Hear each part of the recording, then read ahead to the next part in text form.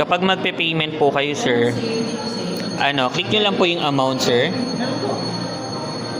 Tapos, go to payment po. Go to payment. Tapos, pipili kayo, sir, kung saan pong for example po, GCash po. Saan po kayo nagpe-payment, sir? 7-Eleven. Ay, 7-Eleven. Click mo na yung 7-Eleven. Tapos, proceed to payment. So, sir, hindi na po kayo gagamit yung pinipindot. Hindi na. Rekta po yan sa counter ito. Okay. Di ba yung sa kanila, yung sa home credit po, hinuhugot ko yung barcode. Ito, rekta na po ito. So, papaskan nyo lang po siya. Okay.